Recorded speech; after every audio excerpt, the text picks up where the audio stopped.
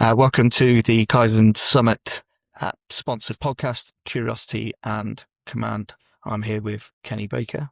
Hey, mate. How's it going? Really good. Thank you for joining me today. Obviously, I've known you for a long time, and I know your backstory, but can you give us a brief wave tops of how we got here today? The whole story, as much or as little detail as you want to go through. So I trained martial arts since I was a little kid, probably 8. I started, went on to doing karate, kickboxing, Thai boxing. My family were boxers, so I was always boxing involved. Took a few years off, played snooker and pool, weirdly. Then watched the early UFCs, and that's all got me hooked back into martial arts again. Come back to it. Didn't have anywhere to do what was, I guess, MMA at the time, but it was like more, it was all still quite raw, no hold bars or Vale Tudo. So I found a place to done Vale Tudo, done that for a while. And just moved on from there, and then just obviously got back in heavily to the grappling side, wrestling side of it. From there, carried on doing the MMA bits, but my hyper focus towards the end was just more of the grappling sort of side of it, while still training MMA and whatnot. But yeah, that was pretty much it. And here I am, set up a gym, oh my God, 2007 or 8. Done that for a year, moved to New York for about a year and a half. I trained at the Henzo Gracie Academy under John Danaher, a guy called Eric Owens, humble guy. Come back and sort of just went from there, started working at gyms, and then sort of eventually built up my own thing about 2 years ago. So yeah, now here we are. Why did you start in the first place? Or was it just the expected thing because of family and martial arts? Well, I'd done the usual thing, like, your parents tell you to, get a trade behind you or whatever, from working class background. So, get a trade behind you and become an electrician. Hated every minute of it. Done that for about 4 years. It's just depressing. I used to be at the building sites, and then wherever I was listening to all the people around me, and they're just miserable. Do you know what I mean? They hated their jobs, they hated their home life, whatever it was. And I was like, do I want to do this for the next 50 years? Do you know what I mean? I just couldn't stomach it in the end. I still remember to this day, actually, I was on a building site, I believe in Carrington. It was a sunny day. I was upstairs in this house on this building site, all the windows were open, lovely day. And I sat on my toolbox for like 40 minutes, just contemplating my life. And I just remember listening out the window, hearing guys moaning about the most stupidest of stuff. And I had a little pad saw in my hand, used to cut plasterboard, and I just sat there, I'm like, fuck this, I'm done. And I just remember throwing this pad saw, so it landed perfectly like a freaking ninja dart. I'm like, I left all my tools there as well, because I knew if I took them with me, I'll be going back, and then I bounced. And that was that. Just walked off into the unknown to see what the hell life is going to give me, So was it like, that was your kind of epiphany moment? It was like your way out then? Did you ever see him making it a career? Or nothing, mate. I'll be honest with you. I wasn't like I was sat there planning, well, I'm going to do this. I was too dumb for that. So for me, it was like, I don't like doing this, so I'm just not going to do it now. I can't do something. I struggle to ever do anything I don't enjoy. Literally, like, same as at school. If I didn't enjoy the class or the teacher made it boring, I can't listen. History, that's something I wasn't interested in. I had a fascinating teacher at school who originally threatened me when I first met him, but Scottish guy. Weirdly, I always took lessons from that guy as well, even now, the way he taught me and stuff. But he was such a cool teacher. I'd done the best in that out of everything else. It wasn't even interesting to me, but he made it interesting. And that's what makes the difference, I think, especially to autistic weirdos. Hey, if you want to inspire people, you've got to be inspiring. Yeah. Hello, everybody. Welcome to my. It's like, come on. Do you know what I mean? Like, show like you have some enthusiasm for it. If you don't look interested into it, how am I going to be interested into it? So yeah, I always took a good lesson from that. Weirdly, I didn't realize at the time, but when I look back, I'm like, yeah, me took a lot from that one teacher. Were you inherently good at martial arts? Did you know that you were different, or did you have to work at it? What was the... I just done it from a young age, so it's like I was always used to doing it, I guess. I picked it up quick, but I don't think it's anything physical. Physically gifted. I'm not fastest, I'm not the strongest, I'm not the most powerful, or whatever. But I do think twofold. I always question things, right? So I used to drive my coaches nuts because they would tell me something and I'd keep questioning it. And it's not that I don't, I'm sure they thought I just didn't believe them. It wasn't a case I didn't believe them, but I need to understand every part of this. Do you know what I mean? I just wanted to keep dissecting it. It was that, and also to add to the fact that I had fantastic coaches, whether by coincidence or whatever the universe throws at you. But yeah, I think it's just coupled up with that. It sort of got me good quick. But what was I naturally gifted? I don't know. I think it's more about this rather than physical. I mean, some people will just override a lot of like skill set with just their physicalities, I guess. Maybe they're gifted naturally. I don't know. I guess nature maybe does a little bit for sure. But I think really it's always going to come down to the hard work you put in. I obsessed over it massively. So that's hard work towards it. You know what I mean? Yeah. Can you talk about your athletic career then, as you competing, and how you approached that, the mindset of competing, and how your relationships were with your early coaches? Weirdly, as I said, my two passions in life were always cue sports, snooker, pool, and martial arts. But I've always competed at one of those two at such a young age. So it's always sort of normal for that environment to want to compete, or not want to compete, but just get used to being around that. And I mean, like cue sports are very difficult mentally. Do you know what I mean? Whereas I guess more physical when you talk about martial arts, coupled with the mentality. But again, it was not anything I was special at straight away, like anything. It's always about just getting more comfortable. The more you do it, the more comfortable you're going to be with it. You know what I mean? If it's like driving a car, isn't it? The first time you sit in a car, what the do you know what I mean? Like, you're all over the place and you're stressing about what you hit and how your body operates this thing, coordinates itself. But, you know, day after day, you get natural at it, more comfortable with it. Then you get natural or relaxed with it until it just becomes normal. That's really what it comes down to. Could you see the similarities between the cue sports and martial arts, and even that early on, that you've got to be in charge of your own mind? No, it's not 2 years later. More as a coach, I look back at it and think, Jesus Christ, pretty much all sports are the same in that sense. Possibility of what you're doing is different, but you know, I think if you got all the greatest athletes or sportsmen from each discipline, whether it be tennis, golf, snooker, martial arts, whatever, basketball, you put them in a room. Obviously, they have different sports, but I can promise you that their mindset and approach is going to be very similar. The foundation of the way they approach things is very, very similar. They could probably have a real easy conversation with each other about these things. You know what I mean? Obviously, completely different sports, but the underlying success of being good at those things will be the same, in my opinion. Can you talk about your lineage of coaches and what each one that stuck out for you, what they taught? Yeah, so I started training at a place called Saints many years ago. I mean, Simon and Phil Holmes, who were coaches there then, or nice guys, great guys, but it was very limited in knowledge back then. But it was a bit more of a spit and sawdust meat grinder kind of gym. Do you know what I mean? She did get tough. That was the first thing. And then I always remember about 2 years in, there was a small guy that come over from Ireland on like a 6-week trip or whatever.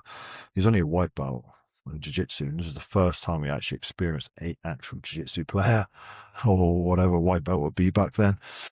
And I just remember him running through everybody. He was a small guy as well. And that was a light bulb moment of like, oh shit, there is actually a real finesse of efficiency of technique to be able to defeat people. Whereas the gym I was at, it was all these like meatheads, doormen on steroids or whatever. And it's like, Jesus Christ, just getting beat up every day.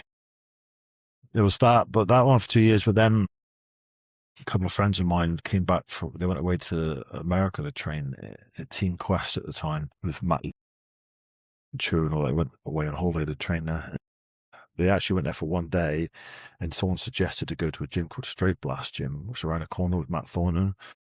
They actually ended up going there and staying there for the rest of the holiday. Came back with all this information. Bear in mind, this was like VHS days at best, so most stuff was written down or whatever.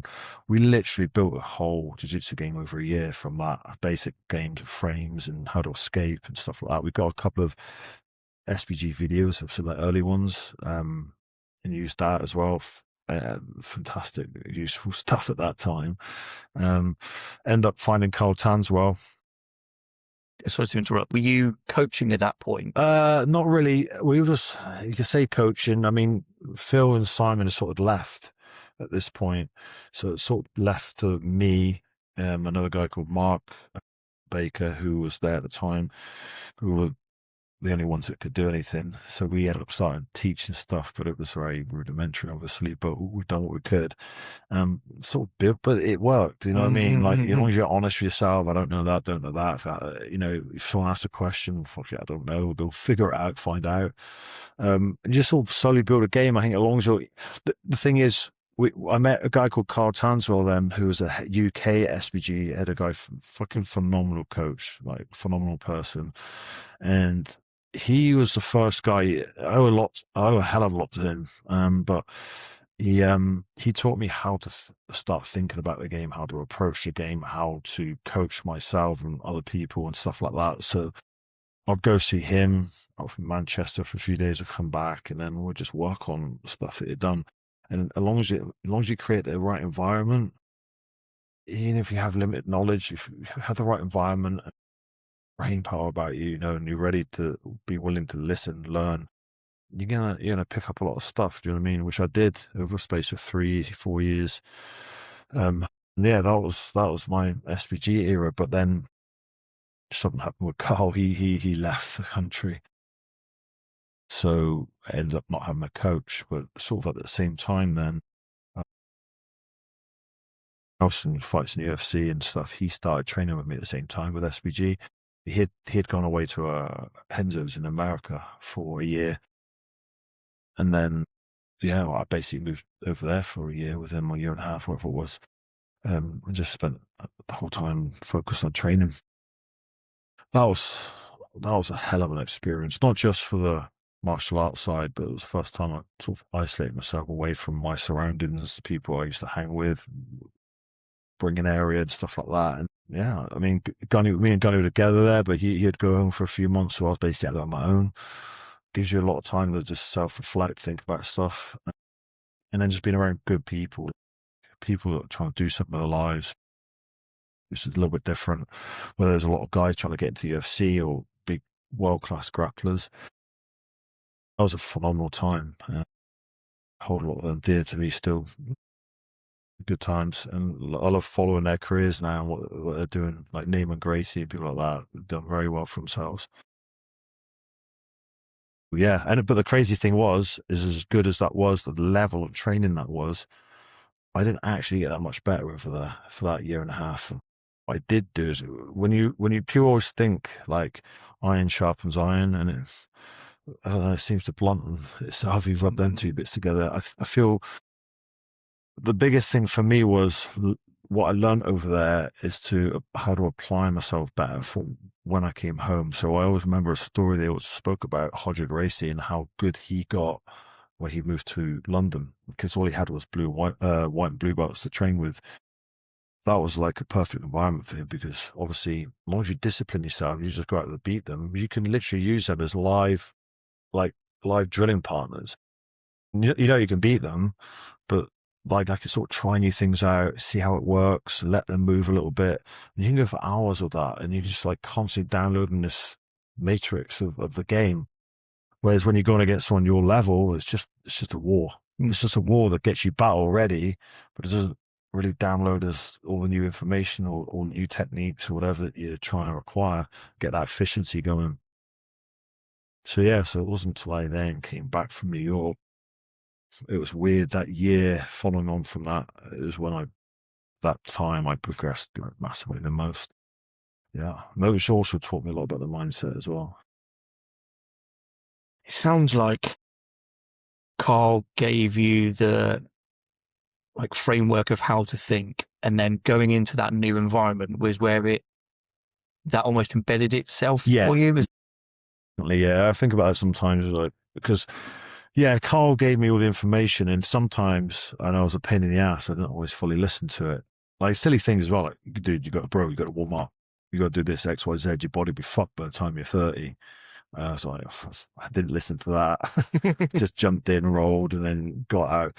But it's silly things about the way to think about the sport, the fundamentals, and all that. I listened to a big part of it, but it's not to you're thrown in the deep end of like. And this is the thing where a lot of, I think, coaches or gyms may lack. You could be a big fish in a small pond, right? But you're not truly going to get the game until you get to the certain positions and levels. And there's fucking levels. At that time, as a brown belt in the UK, I pretty arrogantly thought I was fucking unstoppable. And then I went to New York, and it was like, holy fucking shit. Do you know what I mean? It's a whole different ball game, and you got some of the best grapplers in the world there. So yeah, it's an eye opener. And then it just spent a lot of time with a guy called Eric Owens, who was one of John's top guys, John Danaher. I lived with him for quite a while there, and he helped me a hell of a lot. And the biggest improvements I ever made were never any techniques that he showed me. It was chats we'd have over, nighttime or whatever, and over meals, whatever we're doing, just talking about the game, thinking about it, and you teach me a hell of a lot. And it was that really made the difference, because an idea is what changes your game. The technique just is a technique. You know what I mean? You might pull it off, might not, or somebody figures it out and stops it. Cool. But the way you approach it, the way you think about it, the way you apply yourself, that's what makes the difference. So that was what happened when I came back. Just had lots of white and blue belts to train with. So I'd handicap myself when I rolled with them, or I'd let myself get in bad positions, just slowly move out from there, or just try to apply the same outcome each time, but using less and less input. Do you know what I mean? So it was just stuff like that. And this is really the big lesson I try to pass on to a lot of my guys now. I know it is hard, and I always regurgitate the same thing, but I also know it's very hard to get that until you get thrown in the deep end of the pool and you're like, fucking drowning. Do you know what I mean? So I always say there's no lesson better than a lesson learned in blood. So sometimes you can sing whatever till the cows come home, but sometimes you gotta taste the pain of something to understand it need a change, Becomes a way deeper lesson there with that pain of going through that and understanding it and then coming out the other side of it. Yeah, man. So that was great times. And from then, obviously, I've come back coaching now for years. With my girls, coach extra. I'm always just one of the biggest lessons Carl taught me is that you're always trying to strip away to get to the bare essentials, what's really required. Because in the day, like you could get 4 world champions in here teach a cut through pass or double leg or whatever, and they'd all do it different. They'd all do it slightly different. And that has to happen because everybody's built different, everybody thinks different. But what you want to do is strip all the shit away until you see what the crossover similarities are, and then start working with that. At what point did you feel like you fully understood it? The more deeper you go in, the more like, I get it now. And I still don't think I get it. You never fully get everything because there's so, like, in the sense of possibilities, there's always stuff to learn because it's always changing, evolving. There's nothing new under the sun, but things get regurgitated and adjusted or whatever. But when you look at things fundamentally, it's going to be the same. It has to be. Do you know what I mean? Like, that's what makes it a fundamental. So, that's, and even then, you still strip away it. You still strip away. Do I really know? The best place I learned that is when I'm helping kids. When you start to teach a kid, you're like, okay, because as a coach, what the big mistakes coach do is they'll go and sit and talk about something, teach something. But they know all the endless variables that will happen to that, the pros, the cons, and you end up getting lost with start to divulge that to people, whether via ego, because I'm trying to look fucking cool, or I think a lot of the time it's more, I don't want to like them to mess up and get it wrong because this could happen, but you got to bear in mind they're not even at that place yet. So just keep it simple and let them make the mistakes. the mistakes will teach him like, oh, what, but he keeps doing X, Y, Z. Well, then this is when you look at to adjust it. Do you know what I mean? But let them make the mistake. I always say it's like a baby trying to walk. You got to let it get up, try to walk, fall over, get up. That's how it learns. It doesn't like get up and just start walking straight away. And you don't want them to get up and fall over and go, fuck this, not for me. You got to keep pushing them. You know what I mean? Keep guiding them, but don't make it easy for them. Make it difficult. That's really the goal. Same as raising kids. The job isn't there to make life easy. It's there to make life difficult and guide them. Put the obstacles in and show them how to navigate. Get them ready for the world, and in the mat, you get them ready for the fight, you know? Because the fight doesn't give a shit about your feelings, and neither does the world. So yeah, and that doesn't mean you don't care. It actually means you do care, because I want you to get it right. I want you to be in the best possible place you can. And this is always the problem with fighters. They're very sensitive souls, man. So trying to deliver a truth to them sometimes I think people, especially MMA fighters, it's not a normal thing to do, you know, but it's a lot of them do it because of issues or whatever. They're trying to find themselves in life or something. Yeah, it's the internal fight rather than the external fight. Always. Yes, the only fight you ever need to worry about is the one with yourself. You know? So what led you into coaching then? Was that ever the plan? No, never the plan. No, I just enjoyed training. I enjoyed training, and we didn't have a coach. That's sort of where it went. And then you start coaching, more people follow, and then you start making a bit of money off it, make a living off it. It's better than digging holes in the road and all that stuff. Do you know what I mean? It was never the plan, but here I am. Not the most extrovert of people, but I leave that to Brooke. I just coach. Now you are obviously many years into coaching. Yeah. Is this where you were meant to be? You think is the natural evolution for you? I don't know, mate. I don't know. Who knows? I think you just fall into your place in life a little bit sometimes. You know, I'm quite a lazy person, I'll be honest with you, mate, a lot of the time. It's funny, I think sometimes being a lazy person makes a good jiu-jitsu player. Like, what's that saying? Like, if you want a job done quickly, find the laziest person to do it, because they'll find the easiest route. Something like that. Yeah. But and that's the one thing I learned, because I'm naturally like that. It makes my game very efficient. But then when you fight, you don't get away with it as easy. So that's where I had to learn how to push myself and put myself. I'm not a natural. I don't hate exercise, hate it, but I love competition. I love games. I love patterns. I love trying to go at it against somebody. And the byproduct of that is you get in shape and you get fit and all that. So sometimes I had to push that a little bit more on myself. But yeah, it's. I also think that laziness or efficiency, whichever way you want to frame it, makes you a good coach, because you're trying to find the simplest route to pass on. I mean, coaching people. I've changed so much over the years. Like I say, I'll walk away even now to trainer sessions or when I've coached, and I'll be pissed off at myself. I didn't cook up that across better, or I'm annoyed I couldn't articulate something better. So I'm always trying to do that. But yeah, when you're coaching people, there's a difference between coaching a class and then helping an individual. Big difference. I try to create a little bit of a crossover that in the sessions that I do teach. But a class is so general, so I try to really keep it fundamentally sound. And then I'm trying to use that QA section in the classes to pick away more possibilities for themselves. But everybody's different, mate. Everyone's, like I say, physically different, but more importantly, everyone's mentally different. Some people are really aggressive, some people are more laid back, and you have to adjust things a little bit for them. And I also then try to make them work the opposite to what they are, especially their fighters, so they can get an understanding of that, and get a taste for that. It's like a bar chart. You see what the positives are in a game, whether it be technical, physicalities, mental, and you try to see what's low and try to improve on those things. But yeah, the coaching's not easy. Like it's fun and all that, and it's great, but it's not easy, especially when people want to take it like seriously. They're trying to adjust for that all the time. But yeah, still better than digging a hole in a road. So you said there about that constant analysis you do on the way that you put information across and the way that you deliver. Have you always been like hyper self-critical, and is that what allowed you to get to where you have? Yeah, I probably don't show it.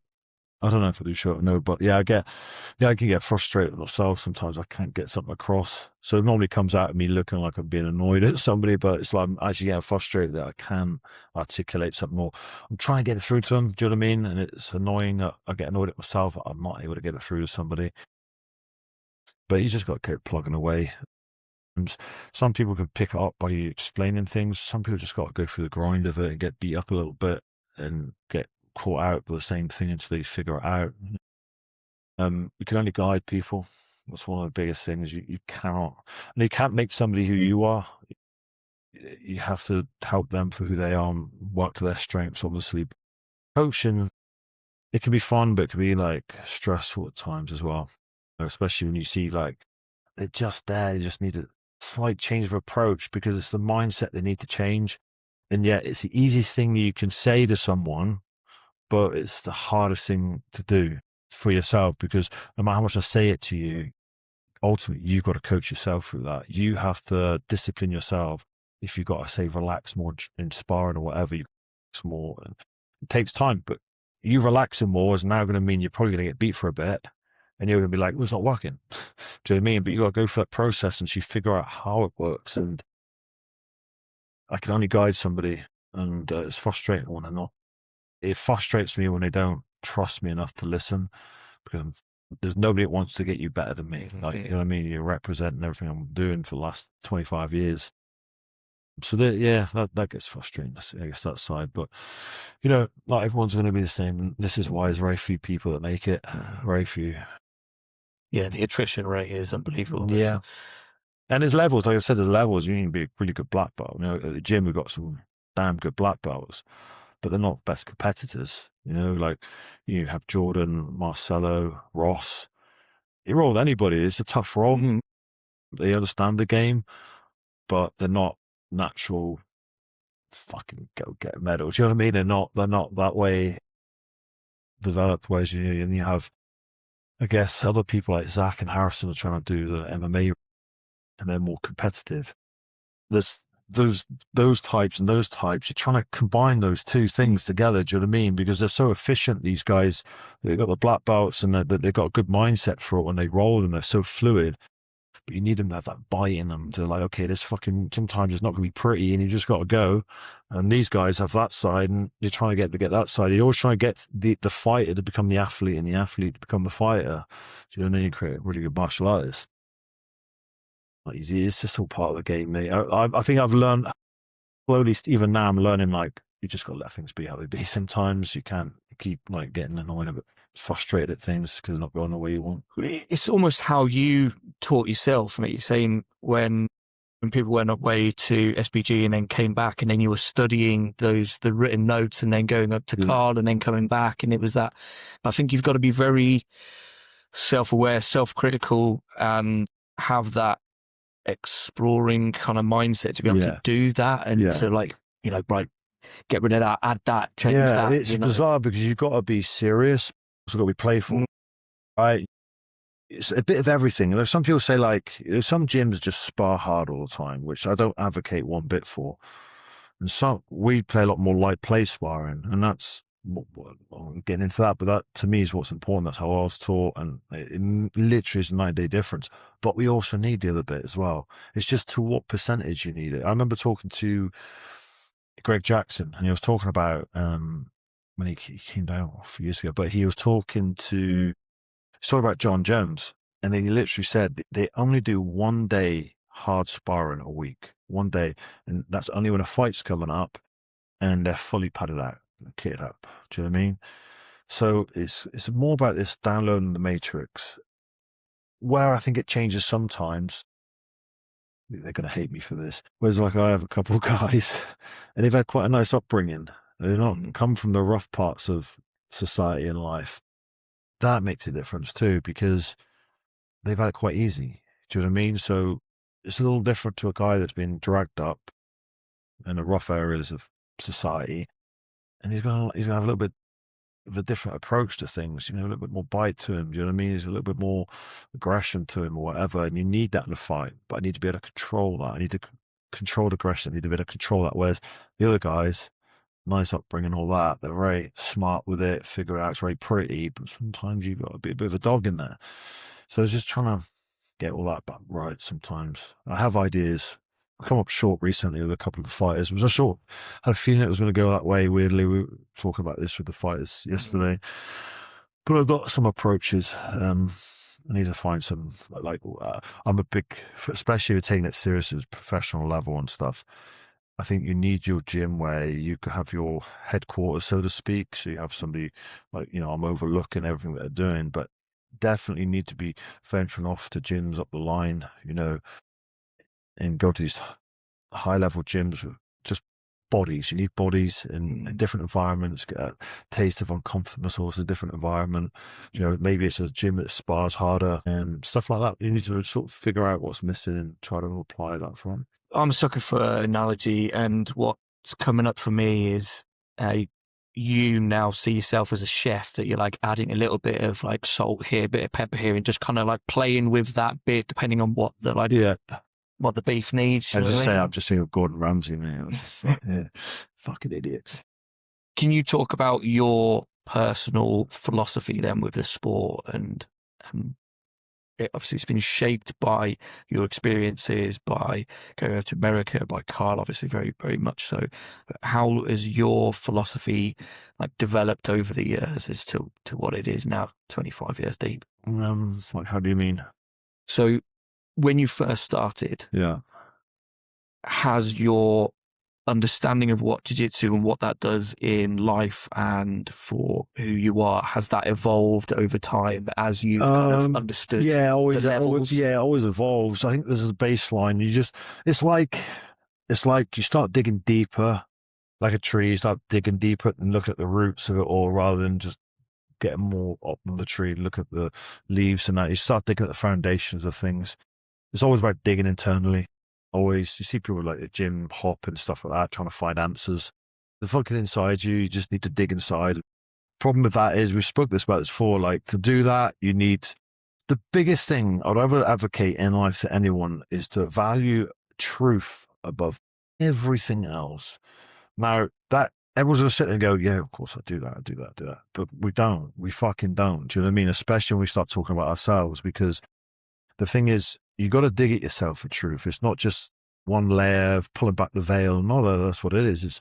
It's multiple veils, and then it'll keep going. If you've got some insecurity, wherever it is, whatever it is. Yeah, I'm jealous of my girlfriend talking to a guy. Well, that's not the problem. You need to dig deeper, whatever it may be. We all have these things, and it's very hard to do that. But if you start to train yourself or lie to yourself, whatever you need to do to say, right, I'm going to value truth above any emotional feeling I have, that's important, because what you'll do is you'll start digging and you'll know when you start getting to the truth, because you won't fucking like it. That's what truth does. That's why, you meet somebody that always tells the truth. He has a bunch of people fucking hate him. He just tells the truth. He says what he thinks as well, That doesn't go down well with a lot of people. You see that in society now. Truth doesn't go down well with people these days. It's all about, how does that make me feel? It doesn't get you anywhere. So I was thinking about this the other day for a while. You know how a lot of people say, jiu-jitsu changed my life? Yeah. Right, or saved me? Yeah. To a point, yes, it can do. And I get why it has, but I think it creates a massive mask as well. And I'll use me as an example, right? I've had issues, whatever. And I always said, martial arts, jiu-jitsu saved me, right? And then it wasn't that long ago, 6 years ago, I started getting, obviously I got a bunch of injuries. I couldn't train the way I used to train. I had to really pull back on training, couldn't compete no more extra. So I couldn't train like I did. And then I had a load of these issues started coming back, all right? And in different ways. And I started realizing that I think most people, I think it's innate in us really, we got issues, we find something and we attach our happiness to that, all right? So it saved me. But did it, or have you started now building a fortress around your issues and created this image Well, I'm a jiu-jitsu, MMA fighter, whatever it is, that's who I am. And, you know, all that's done is it's temporarily created another veil over your bullshit. And, you know, what happens when that veil gets taken away? Do you know what I mean? So it's always going to be there. And I think what you really need to pay attention to is use this. What martial arts is a great tool to help you figure yourself out. Okay. So use it as a tool, not a masking agent. If you can do that, then great. And I think that's why you need to value truth first. But I think when you're 20 years old, it's fucking hard to figure this shit out. Do you know what I mean? You need to go through a bunch of pain to start looking at yourself and go, fuck hell, maybe it's not everyone else. Maybe it's me. So there's that. And I think what you have to do, and I've been thinking about this recently, it's like, I don't think the martial arts or the training changes you for your rest of your life. I think you need to change your life and the way you think about life and value truth and all these things, whatever it may be. Look at your life, and that will actually help change the way you approach martial arts. Sort of work together. Ultimately, reality of it all is, strip you the it's about you just looking at yourself, being honest with yourself. So it's a great tool to look at yourself, but it's also an excellent tool to fucking hide yourself from things. Does that make sense? Yeah. Yeah. So your approach has got to be, like you said, from a place of honesty. I had a really good example of this where this speaker were in front of a whole crowd and they were like, "Are you comfortable?" And I was like, "Yeah." "Well, in a shitty plastic chair, are you? Could you be more?" Like, you've all just said, "Yeah." Are you really? Like, it's late. We're an hour and a half in. Some of you need a wee. Are you actually comfortable? But you're so used to just giving like an answer. You go, actually, yeah, I would be more comfortable on a beanbag or on the beach, but yeah, I'm stuck in this fluorescent lights. Laziness. But then we're caught up in laziness. We're caught up with it through whatever means, social media, whatever. It's just like, this is what I'm saying earlier. Like when I went away to New York, I was isolated. I don't have really fun about that, but I was isolated. And ultimately, I'm just like sat there thinking about myself. You sit there thinking about your life when you're isolated for a long time. You start thinking about your life and you think, yeah, that person pissed me off. That person screwed me over. That person done that. You run out of that in the end. You run out of fucking people to start pointing fingers at, and you're left with just yourself. And you start looking at like, what do I do fucking wrong? Like, even if those things were true, there's other people, what does it matter? It doesn't matter, because the only thing you can control is yourself. So look at yourself. Just keep looking at yourself. And this is where martial arts is good. If you can learn martial arts well and from the early get-goes of training, this is why it's important to have a good coach to start with. Get people used to losing straight away and realizing it's not that bad. And once you start to understand that, and it's actually losing that mindset of, well, I don't mind if I lose. I'm trying something new out. I lose, tap, cool, but I'm trying something out, and that's fun. And you start to realize it's a lot of massive benefits from just having that mindset of not worrying about losing. And it's the same with thinking. It's like, fuck it. Like, once you just start admitting to yourself you're wrong about a bunch of shit, it's actually really like, it's just an addictive place to be at in the end. And then you look at it and there's no other way. Problem is if you're that person, everyone around you's not in that place, you're always going to be the asshole. You know what I mean? So you got to accept that stuff. But yeah, and that's not to say, we're not always going to be wrong anyway. We always fuck up. Everyone fucks up. I do it all the time. I still snap when I shouldn't snap. I mean, I still got to learn to give myself a few days breathing time before I just engage. But that's just sometimes accepting who I am a little bit and apologizing. I won't do it again until next week. The thing is, no one's perfect. You're never going to nail it. And what I have found over the 9 years that I've been doing it is every day you turn up is an opportunity to reset the mirror in front of you. Yeah. Because it is easy to go, I've done all the work now. Yeah. And that's it. That's another trap with coaching. We spoke about this a while back, but coaching can fuck with you. If you start coaching when you're not really ready, or you haven't spent the time in it as much, it can be a good thing, but it can be a massively bad thing. It was me at a purple belt, because I then was coaching at quite big classes.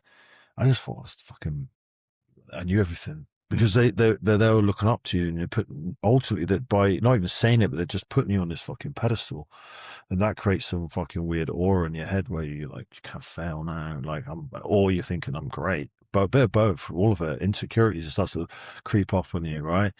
And then what happened is someone else good comes in and like, I'm all them, I'm like twat in front of all my students. You know what I mean? Big mistake, and you really got to let go of that shit, because nobody cares. The shit. I always say this to my fighters, like, or people doing comps, they're really worried or anxious about competing. I'll be like, who was 2005 UFC champion heavyweight? Who was 2010? No? Or about the fucking 2015 Mondale world champion? Nobody fucking cares. Nobody knows. You know what I mean? You might get lucky on one of them, but no one gives a shit. You know, they'll watch it. Wow, look at that. They'll talk about it for a few days, and then they'll move on with littles or some shit. Being back at the center of your universe. There's so much more to you. I think John Danaher has the best explanation of this. It's like walking a beam, you know, a nice 2 foot wide, 10-meter beam, putting it on the floor. You can walk on it all day long. You can hop on it, skip on it, moonwalk on it, close your eyes, easy. Now put that thing 100 meters up in the air. It changes the whole perspective because of the risk and reward you're going to get from it. But it's still the same fucking beam. The best chance you can give yourself is to treat it as such. That's hard to do, but if you discipline yourself to be that way, that's massive. Not easy though. That's why so many don't make it. What is your view on modern jiu-jitsu now? Firstly, I don't really follow it that much like that anymore. But it was always slowly going to go down a route of being its own thing. So when I started, jiu-jitsu was for fighting. That's why you done jiu-jitsu, is you got better at the fighting.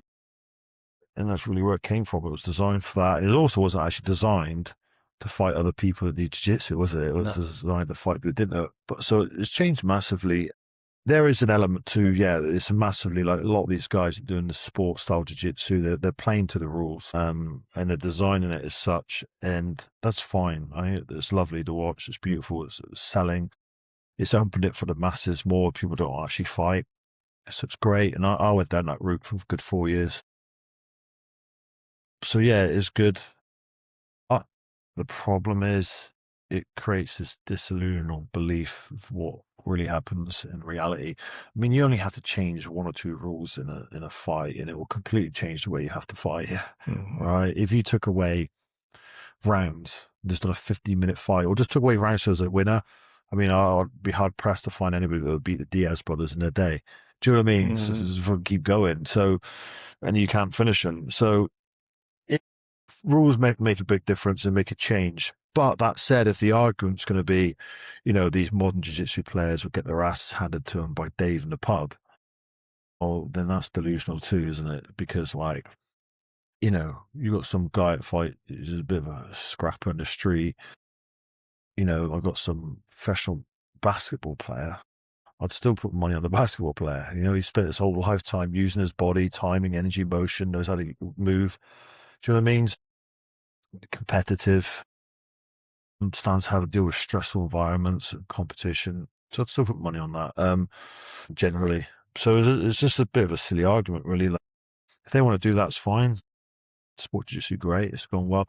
It just gets a little bit like, drop down, scoot, and go for a footwalk or whatever. And it's great for what it is.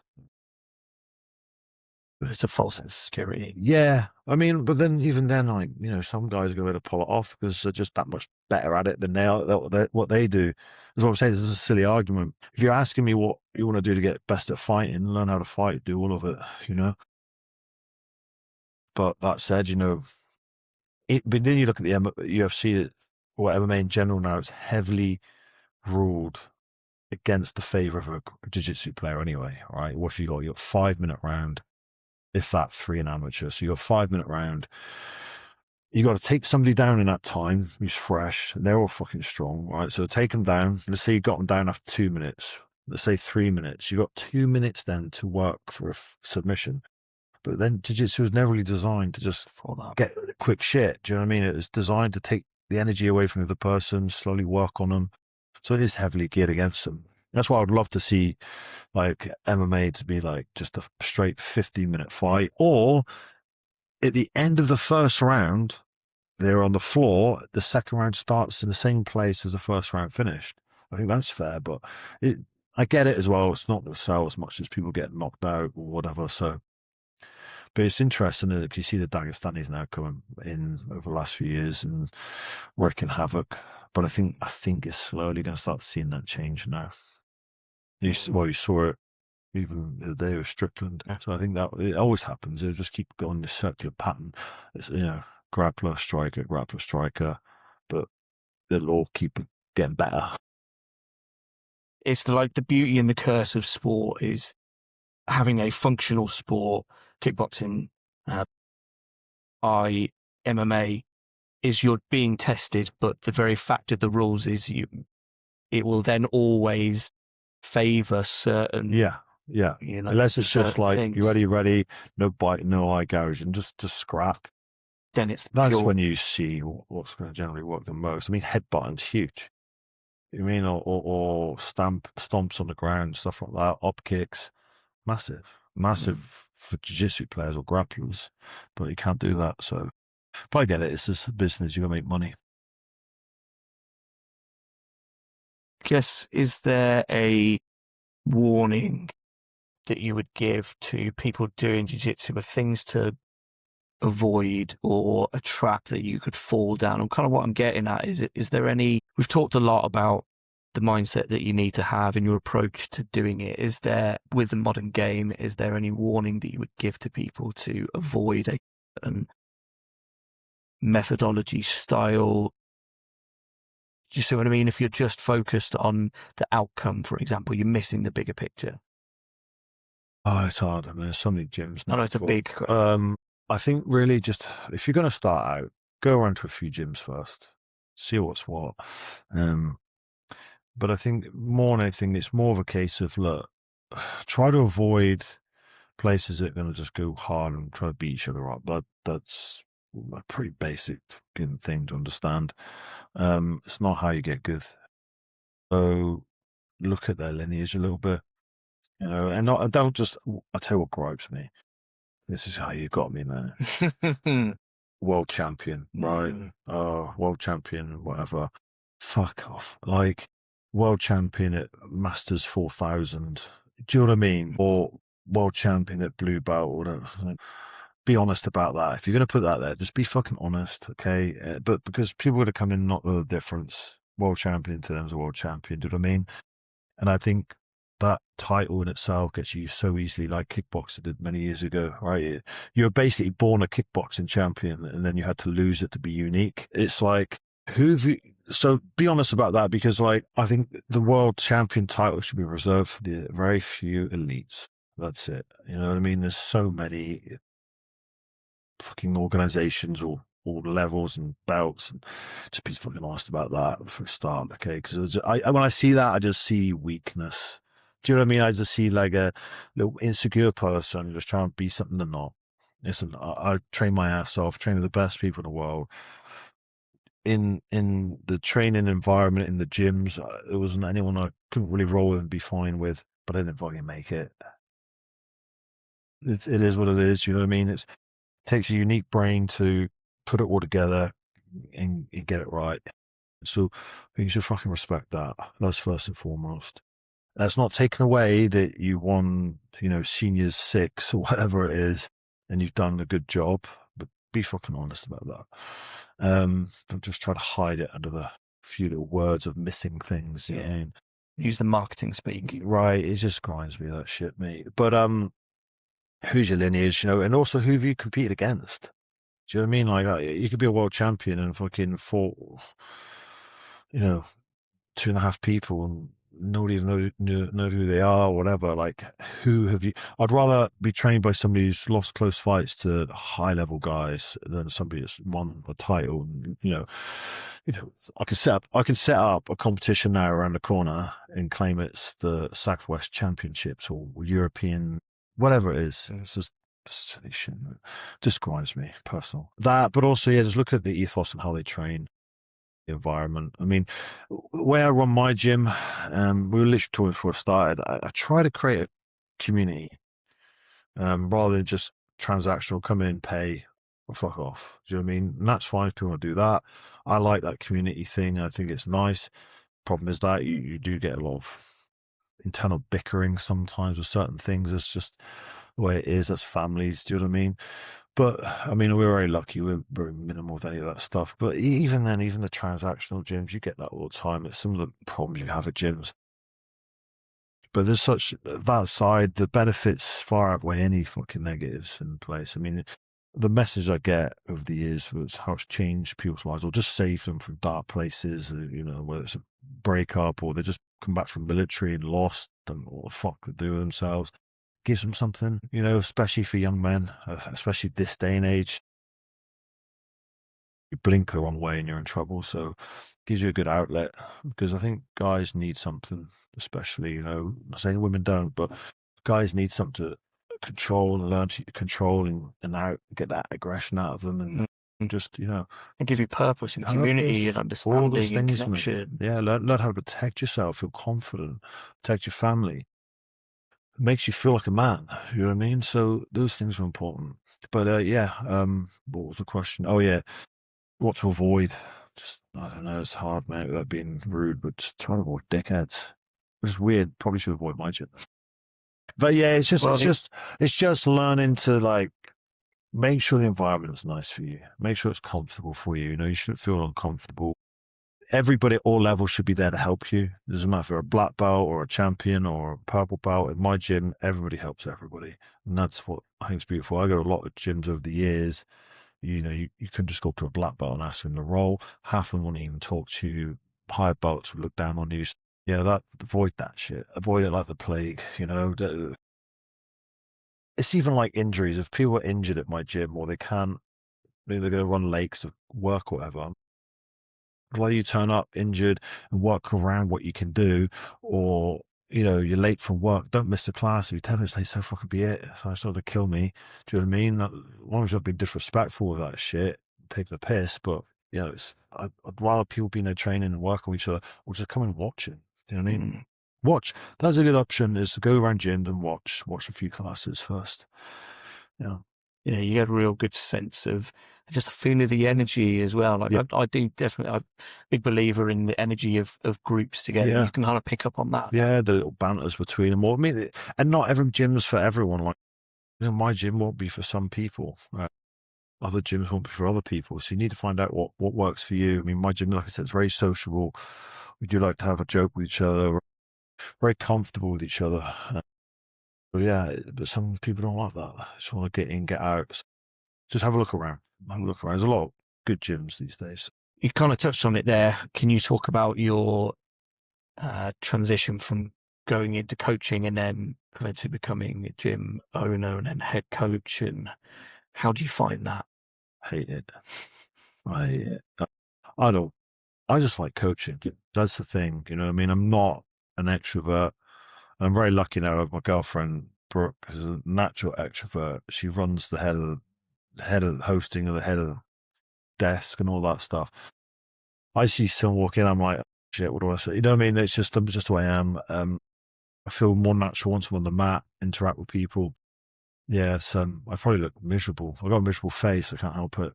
But yeah, it's not easy. It takes a lot of the fun away when you start doing the business, because now the very hobby and the passion you had for this, especially when you struggle to train yourself now, that's been the hardest thing for me. It's transitioning from like training every day. I used to train like 6 hours a day every day to then hardly training. That's hard. But then when it becomes an actual job and your livelihood requires every moment of it to be focused on that, it gets hard. But that said, I have honestly the best group of people around me to look after so many parts of it. So I'm very grateful for that as well. But yeah, I think that's a really important bit to kind of focus on, is getting the right people, doing the right tasks. And we do nothing on our own. Like, no one showed you how to tie your own shoelaces. Someone taught that to you, you know? Yeah. I worked at a lot of gyms, obviously, so I saw a lot of the positives of what a lot of gyms done and a lot of negatives, and I sort of took away what's useful, what's not, like in Jiu Jitsu. Yeah, like I say, you could have the best place in the world, but if nobody knows it's there. It doesn't matter. I've seen really bad gyms do really, really well. It's just down to the work and the honest work you want to put into it. But it is like, people think it's a glamorous thing or whatever. It's not me, and there's not a lot of money in it. It's like, you're not going to get rich off it. And the biggest thing then I enjoy, it's not fighters or competitions or any of that stuff. The biggest thing that I enjoy is just seeing people better themselves. That's it. Do you know what I mean? Where, I always talk about the good, the bad, and the ugly in life. So, like, you have people that will come in, they're good. They're just good at anything. Their attitude, everything's good about them. Fuckers. There's a small group of people just good. Do you know what I mean? They'll always be good. Are fucking bastards. Then you have the bad, which is a similar race, small amount of people, but there's nothing you do to help some people. They're just going to be bad and whatever. They're going to be horrible, whatever it is. And then the biggest group is the ugly, which is people that a bit lost. They just need help, need a bit of guidance, need to be in the good surroundings. You become a product of your surroundings. You know what I mean? Like me, that was more me. And that's the people I'm trying to help the most. You know what I mean? Like, a bit lost. I've had so many people over the years come in here with fucking shitty attitudes or cocky or arrogant or whatever it is. And it completely changes people. Or some people are just like really fucking anxious, nervous. A couple of them, won't say to embarrass them, but they wouldn't even make eye contact for the first 18 months. You know what I mean? And you'd speak to them, yeah. And now you look at them, you probably guess who I'm talking about. They're fucking completely different human beings. And it's funny, not only them, but the family members have messaged me in the past saying, wow, thank you, whatever it is. It's not me, it's the environment. You know what I mean? So that makes me happy. That makes it worth not making a lot of money in life. Do you know what I mean? Because I think, money's good and everybody wants it, but it's those things they'll remember that forever. Do you know what I mean? So yeah, that's good. And the kids classes, I fucking love helping and watching the kids develop. We got such a good kids team. The kids are great. The parents are create their own little community with each other and socialize and stuff. Honestly, like watching the kids, because I've obviously got my 2 girls there as well now, but watching them develop, it's like I'm reliving jiu-jitsu again. So yeah, that's definitely my favorite things. That's really cool. But people don't think that makes it. People think I'm just like a miserable bastard, right? But yeah, like an onion, my friend. It's just the face. But yeah, but it's it's a beautiful thing. It really is.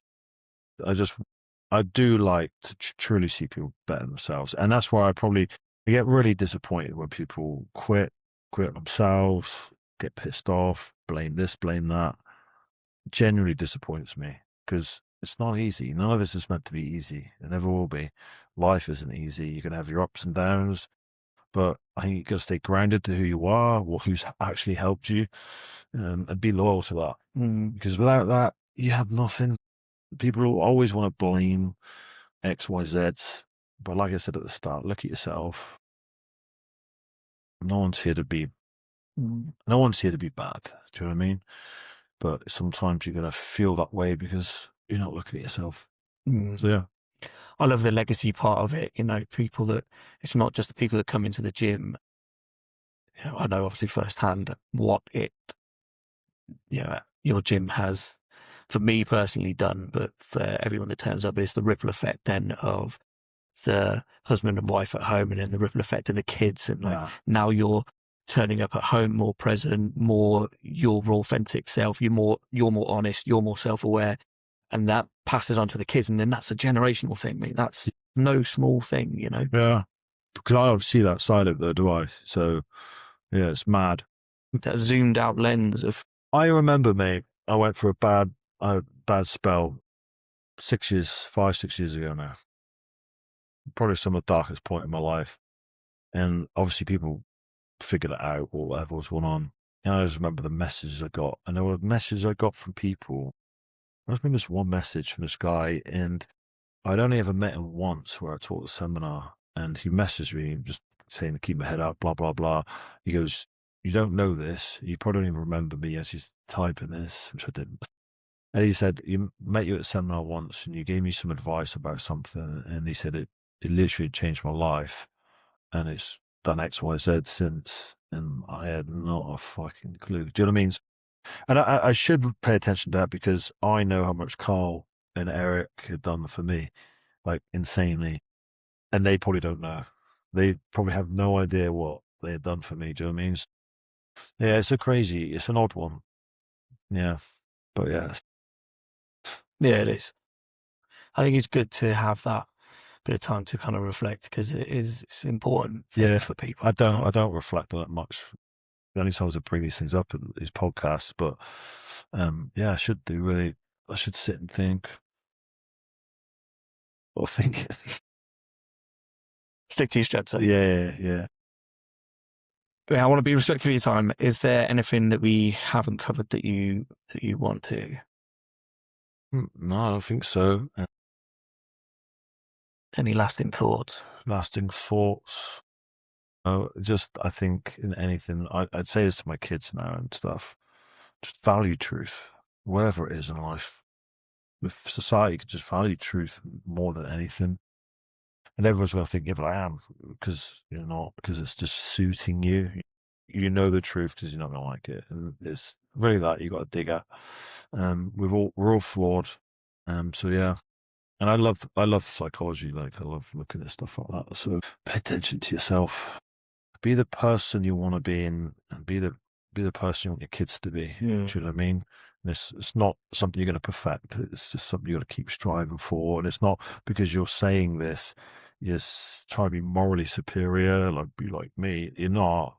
It's like, if I took heroin, right, most of my life and stopped, and then you started taking heroin, I think I'm in a good position to say, let me best not take heroin. Do you know what I mean? Yeah.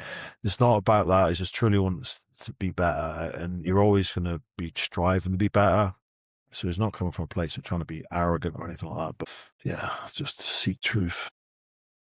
I like hopefully I don't butcher it, but be who your kids think you are. Because your kids, they think you're stupid. They think I'm an arsehole. I wind them up so much. So they don't think I am. Yeah, mate. Yeah. Have kids. That's the other one. There you go. Yeah, that's a really good one. Kids. Yeah. Have beautiful society. Mate, thank you very much for that. Thank you, Ben. Thanks for everything that you've done for me, mate. You have done a lot. You don't know the ripple effect. I appreciate it, mate. Thank you. So I got embarrassed now. Cool. Thank you. See you next one. Take care.